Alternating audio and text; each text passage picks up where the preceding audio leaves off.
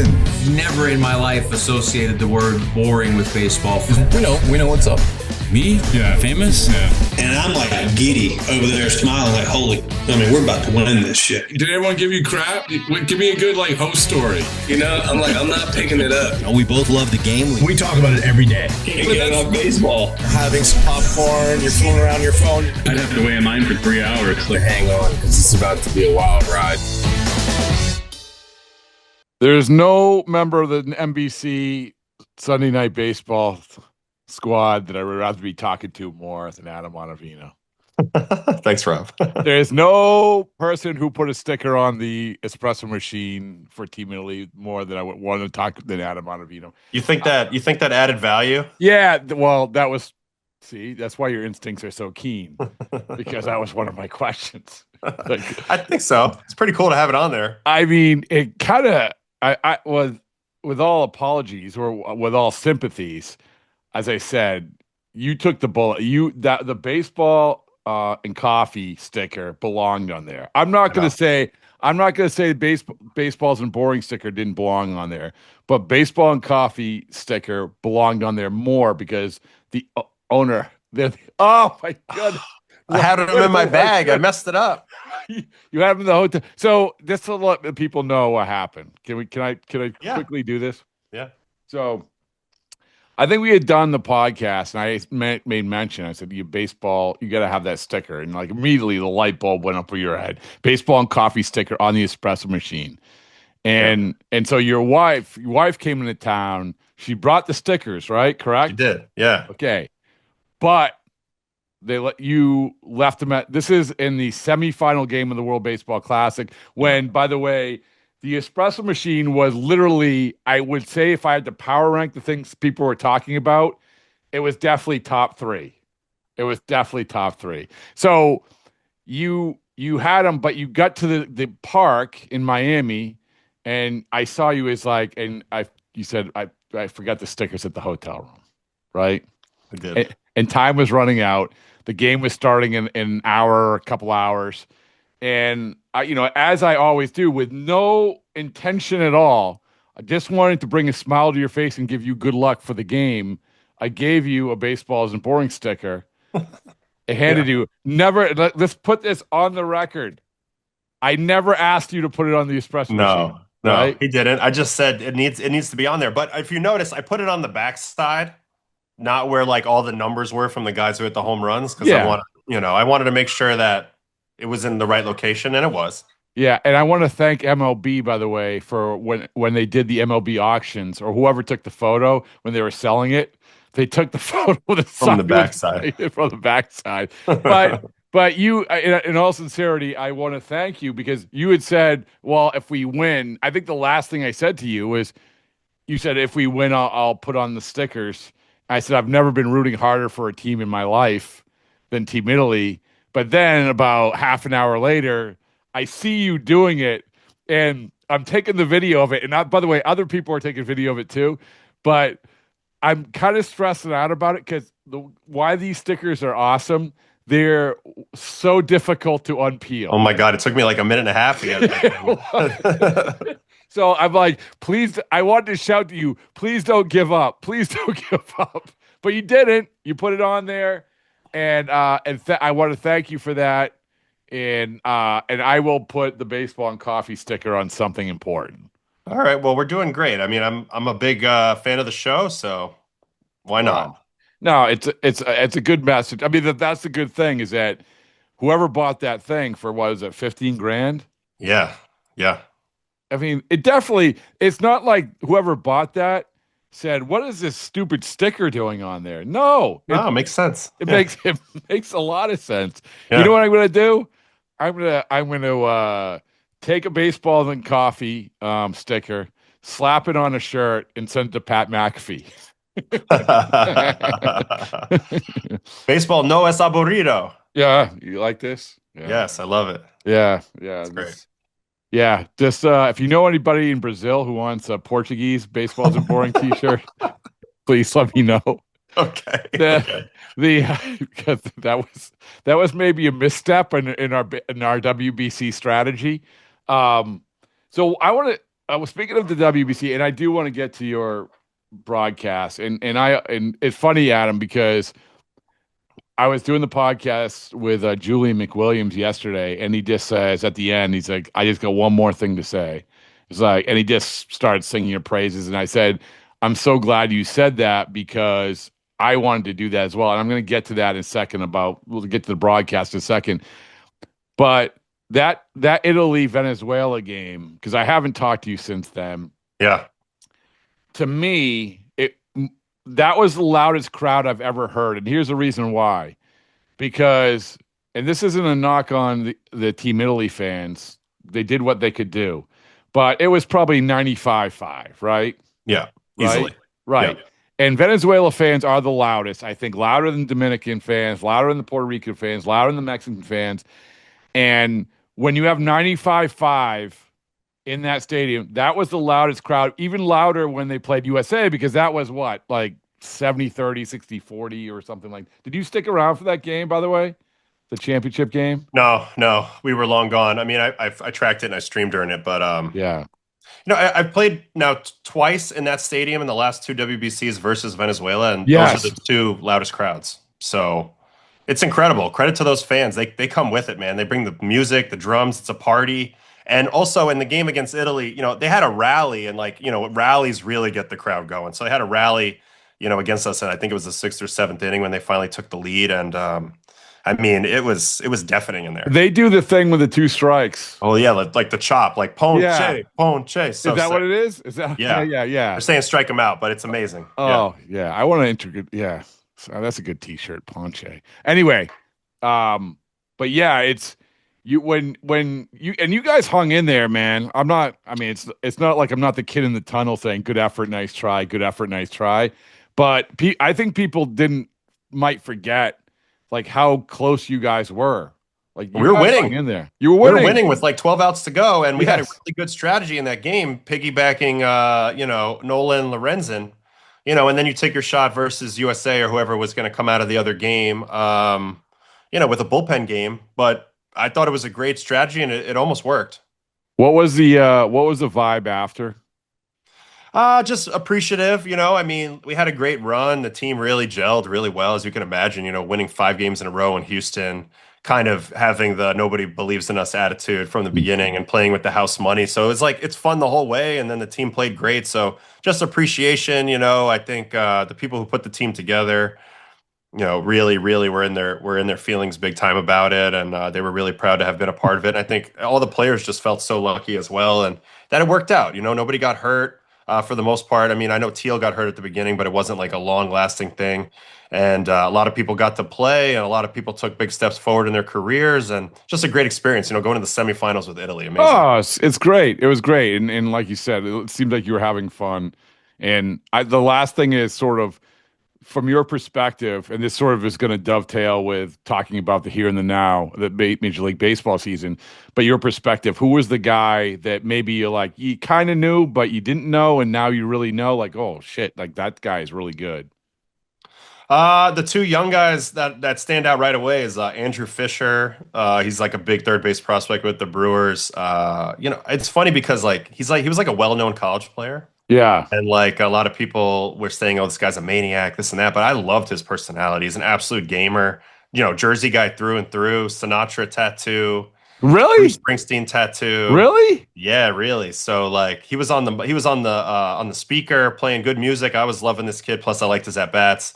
Sam Antonacci, the shortstop with the White Sox system. I mean, he caught 2 guys with phantom double plays that you just never see. Yes. Scrappy ball player, like really liked his vibe. Like he had a little bit of like a 90s emo vibe about him. I don't know. I liked him, but good ball player. So those 2 guys stand out for sure. Man, you got me at the Sinatra, and who was the other one? Oh, Springsteen and Sinatra. Yeah. Wow, that's legit. All right, so let's talk about the here and the now. So I want to make sure I'm not misrepresenting your existence. Yeah. Put that on the bumper stickers. So you're doing yes network, right? What's that look like? I have basically like 2 series a month, pre and post. So Okay. It's all studio work. Yeah. And when's the first one? I'm doing the home opener series coming up here against the Marlins. So I have Friday, Saturday before I actually have to go to Detroit on And Sunday for that's in NBC. the is it? I was going to ask. That's in the studio or No, well, so we're doing the first game like at the field at Yankee Stadium, and then the second one being the studio in Stamford. But yeah, so I'm doing that one. That's the first Yes work coming up. It works out to about 2 series per month, so pretty great though. I get to be with the people that have been there for a while, like Bob Lorenz and Jack Curry, but also Dylan Betances and Todd Frazier. So I get to work with some people I know, and it's great. I'm watching all these Yankee games, and it's a great opportunity. are the Yankees good? I think so, especially pitching. Oh my God. 3 Really? runs through the first 5 games. They've only given up 3 runs. That's crazy. Yeah. Like, I think everyone sleeps on the Yankees because they're the Yankees and they whatever. But they forget they had one of the best pitching programs they have had. You know this, right? They've had yeah. they developed pitching like nuts. When you say, oh, well, they lost Devin Williams and Luke Weaver, and yeah, okay. But to your point, oh my goodness, these other guys are coming in. Hello? That's my mother-in-law. Look at these baseball and coffee playing cards. Ready for that? No, you're right though. And like the pitching right now of the Yankees, especially in the starting rotation, is as deep as it can possibly be because they have 4 guys out there right now. Luis Gil's not even in there because they don't need him yet. And then like Cole, Rodon, Clark Schmidt, those guys are all going to come back. Plus, they have 2 super duper starting prospects in Legrand and Elmer Rodriguez right behind them. So there's like a 9 or 10 person group there. That's all pretty quality. But you know what's weird is that everyone was talking about the Red Sox in that way. But I think if you match up, I mean, maybe it's recency bias, but if you match up the two, the Yankees are better, right? Or better. I think so. It's close though. I'm not going to crap on the Red Sox off the first week, but like because I still think Ranger and Sonny and Bayo are all really good. And early's really good too. But yeah, the Yankees have crazy depth right now. They really do. All right, so then we have the NBC thing. So I just want to give you my perspective of it. And Sure. I didn't watch the whole thing. You had to fly to Seattle. I did, yeah. Okay. Which shows a commitment. So the first batter, I turned it on. The first batter that I saw was Josh Naylor. And they went to you. And first of all, I couldn't really grasp where you were. You were under an umbrella somewhere or Yeah, I was in the visiting bullpen on top of like where the camera is and like on top of this little perch where the bathrooms are. And I was freezing my ass off. And because Seattle is like enclosed, like with the roof, but it's open. Yeah, I know. So the rain was coming in like sideways behind me. And I was getting totally soaked. And so they put an umbrella. They took good care of me. They brought me a blanket, hot chocolate. It was amazing. Can I ask you why? I think it's for the shot. I think the idea is also for me to like, be right there in the bullpen. So like when things start moving, like they can kind of loop me in on that as well. Is it hard to pay? Is it harder? So I'll just say this. My seat in the World Series, I think maybe I talked about this, was right over the Dodgers bullpen. And there was a lot that I learned about Yamamoto and all these guys. You watch, it is cool. But from your perspective too, they're asking you questions about actually pitches that are going like a stadium away. I have a monitor. I know. Yeah. So I can see every pitch, and I have my iPad with like all the stuff on it. So okay, all right. Like I'm prepared. I do have to stay locked in, and I'll tell you, it wasn't that easy the other day. It was literally like 40 degrees, and I was not prepared. It was totally bad by me. My toes were numb. My fingers were numb. Luckily, I knew some guys on the Cleveland bullpen who were making fun of me the whole time, and they brought me like fresh coffees and stuff like that. But you wearing like a Cleveland Guardians like jacket? We thought that I was going to end up in one, and that would have been pretty funny for the broadcast. But they brought me this blanket that kind of did the job early. All right, okay. So to go back to the first at bat I saw, the Naylor at bat, they go to you. Okay, Adam, what are you thinking here? And which is like. It's like we talk about cliche questions. That's a cliche thing to do. And I've seen so many people, and if you get it wrong, nobody cares. But you nailed it. Like and this is one of the things that we were talking about with Julian, where you're just so matter of fact about it. Like I would be so what you said is like, yeah, and I'm gonna paraphrase. Yeah, you probably should like a curveball or spin something here in the dirt. He's gonna chase it and whatever. And it was exactly that. I mean, it was exactly that. And Naylor chases it and everything. I would have been like saying basically standing up to the crowd, being like, yes, yes, yes. But that's what I'm talking about. Like when that was almost you passed the ultimate test, is what I'm saying. At least Put it on my Emmy tape. That's it. I was going to put it on the Wikipedia page, but it didn't. When you say that, this is a weird question, but when you say that, how much confidence do you have in it? Like they're asking you questions, so you have to answer it. No, I knew it was the right pitch. I knew what he should have done. I just didn't know if he would do it. So there was a moment in midway through it where I said he could throw a pitch. He could go really high fastball or curveball in the dirt, but they can't be strikes. Like that I was 100% sure about. Like the pitch had to be out of the zone. But then he said, "So you like curveball here?" And I said, "Absolutely, just got to get it to the ground." But like I have to be convicted on that because that's my job. And also like I mean, it was the right pitch. To me it's obvious. I mean, I guess to some other people not so much. But the guy who works with me at NBC, the great Bruce Kornblatt, he always tells me conclusion first. Just get to the conclusion. Tell them what they want to know right now. So I was like curveball in the dirt, and then explain later. Oh, interesting. So in that case, I actually did a good job at that. I said yes, curveball in the dirt. So, see, I'm learning this. I go into these long rambling like things, and then I'm like, oh, by the way, he's going to throw a curveball in the dirt. I should listen. If I only had your guidance. So what was the thing doing the broadcast besides the cold that because it is unique? I mean, I actually thought it's easy for people when anytime something new to be like, oh, this is especially when it comes to score bugs. People hate yeah, like. But it's easy for people to say, like the Apple broadcast got picked apart, and honestly, rightfully so in a lot of ways when he first started. But this one, I think, was really well received, and I thought your role wasn't forced because of what you did. What are some of the things that just you took away from doing because you have never done it before, right? Yeah, and so we've done 2 of them now. I felt like I was a little bit of the guinea pig in game 1, which was the Mets-Pirates game that we did, where we actually couldn't sit in the bullpen for some reason. So I sat in a camera well. And in that situation, we're kind of learning on the fly. Like even them, they know that they want to utilize my expertise in moments with matchups and what should you do here and things like that. But at first, we were trying to premeditate a lot of stuff, like what do you think could be coming here? And that ended up not working because you know what? A baseball game breaks out and you never really know what's going to happen until the moment. So in game 2, and you might have even seen it when Kershaw was in my role, in the same role as me in the Dodger game that night, they left my mic open. They gave me a little bit more freedom to talk as if I'm the 4th member of the booth. And that way I can be looped in on more things and we can be a little more nimble depending on what happens in the moment. And then I just thought Jason Benetti, who worked the game that I worked in Seattle, just did a great job of keeping me involved.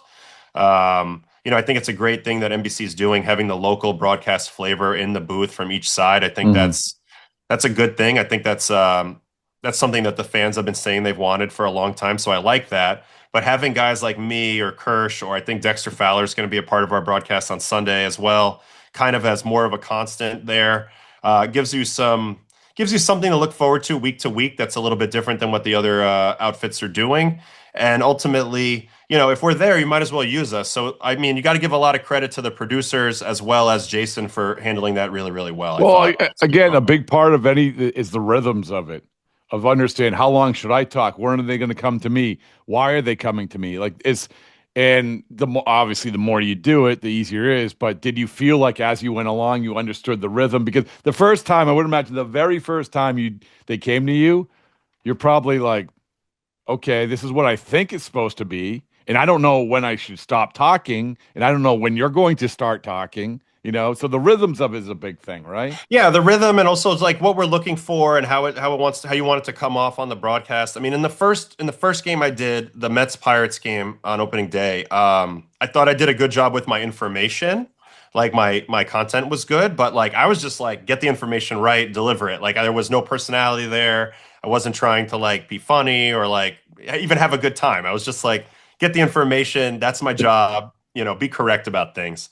But then in the second game, we made some adjustments, and I felt like I felt much looser, much more comfortable, and that'll happen over time with like as if with anything. But it's really cool. I mean, this is a great opportunity, and they're doing a great job, I think, of kind of evolving it over time. Like I think now you're going to see on Sunday when I talk, it's going to say voice of Adam Ottavino. Okay. One of the things is we don't know who's talking, especially when you're in one place and there's so many different voices. So this thing's just going to get better and better and better, but they seem to be really on it. So it's great. Did they give you? Do you get feedback? A lot of feedback. Yeah. Yeah, a lot of feedback, and it's great because all right, love you. One of the things that I love so much about when I was playing is like just trying to get a little bit better each day and each week and each month, and like there's something fun about that self-improvement process, and it's the same thing with this, and it's great. I mean, I love the feedback. I love getting better. I love learning about myself, and at this point, like I'm not that self-conscious anymore about things. I'm not afraid to fail, so it makes for a really good marriage. Like I'll try anything they want me to try, and I'm looking to be as good as I can at this. But I think this is another thing that I said to Julian. Like the one thing that I really like listening to you is that you're really comfortable in your own skin. Like you aren't trying to be someone you're not. Like it's here it is. That's it. Like that's how I think. And you can talk and you can be conversational and everything. And it's because Adam, I think ultimately for any broadcast, you want to be the guy sitting next to the guy on the couch. Yeah, you want to be a good hang. Yeah. You want to be a good hang. Congratulations, you were a good hang. Thanks. Yeah. Thanks. Was it weird being on the field in a suit? Yeah, a little bit for sure. Definitely a different feel to it. You could have worn stirrups underneath or something. I don't know. I mean, I feel like everything is weird, but I'm trying not to let it be weird. I'm just trying to be present and have a good time. It's great to be at the field. I miss being at the field. Well, yeah, I don't mean to keep bringing up, oh, you threw your last pitch and you're on the field in the suit or whatever, but I've never experienced this. I'm just handing out stickers. So yeah, I mean, look, it's strange. I mean, I'm standing out there on opening day. I'm standing out there by the Mets bullpen, between the Mets and the Pirates bullpen, waiting to do this open, and like both pitchers are warming up within like 20 feet of me. And like my old bullpen catchers are giving me crap from the Mets, and random people are yelling at me from the stands. And I'm like in this suit, and I'm like, is my hair okay? Like, I mean, there's a million things I could be worried about, but I'm just like, this is wonderful. Like, I don't know how this is going to go, but I'm right where I need to be. I'm at a big league ball game. We're about to go have fun. Like, this is awesome. Let's just do our best with it, and we'll get better every week. And so as long as I keep that mindset, I think we'll enjoy it and get better. You talked to Kershaw about, I haven't talked to him yet, but I know we're going to connect here in the next week. Yeah. I just interested, see if you guys, because you're in the same boat. So you're in the same boat. Well, I know that you've already had your episode of Baseball and Coffee. It's excellent. I'm going to go listen to it. You talked a lot about pitchers, correct? Right? Yeah, I mean, we do mostly cover pitchers. We did some hitters towards the end here, but there's been so much good pitching early on in the season. And last night there was like 5 great performances that were worth checking out. So who is the pitcher that's like you're like, oh crap, like ooh, Jose Soriano of the ooh, Angels. He's really? This guy's nasty. Oh, I mean, people don't really realize it because he's been around a little bit, but he doesn't get a lot of pub being on the Angels. But he's leveling himself up. He looks. He could have been. Teams could have traded for him at the deadline last year, and now they're going to regret not doing it, right? So, I mean, he looks like one of the best pitchers in the game. Really? Right now. Yeah, he does. So, wow. Do you believe in the Angels? No, but I think Trout's looking great, which is good to see. Yeah. He looks healthy, he looks young, he looks rejuvenated. I just think their lineup's too pitchable, but I love Soriano and I'm loving Trout. So those two guys, yes. The last thing is what team, and we did this exercise again with Julian yesterday, what team that maybe has gotten off to a pretty good start do you believe that can actually continue that start? Like, I'm not talking about the Dodgers. I'm talking about what under the radar team you're like, okay, I think they can actually be a lot better than everyone thought they were. I mean, probably the Marlins. They're 4-1. they have the makings of a pretty good pitching staff, like which they always seem to do. And then this lineup's getting a little better incrementally. The Owen Casey, I'm not sure how you say his name. Yeah. That was a nice trade for them. But it's interesting. They're a tough team to play. If you run into Yuri Perez and Sandy, back to back, like that's a tough matchup right there to begin with. So I'd say the Marlins, and with the Braves being a little vulnerable, I think with their starting pitching, they could make some noise in the NL East. Are they? I should know this. Are they calling the pitches from the dugout? Yeah, I'm afraid so. It seems like a number of teams are doing this now. Really? More than one? Because Yeah. there was a big deal when the Marlins minor leaguers were doing it. Everyone's freaking out, but now major league teams are doing it. Yeah, there's a number of Rockies, Marlins, Mets, even a little bit. Really? Yeah, I couldn't be more against it, but I mean the Marlins, they're going to try to do what they do. I get it a little bit. Yeah. All right. Well, again, that was my way of saying you've had a long day already. I appreciate you coming on and please, the biggest takeaway is baseball and coffee playing cards. I mean, Man. Is there anything that can't look at those? I mean, we're trying to come up with funny little things, to do. So it's good. And it's just baseballandcoffee.com. Yeah, baseballandcoffee.com. Yep. Okay. All right. We're going to make that happen. I mean, you've done so much for us. I want to do something for you. I appreciate it. Thanks, Rob.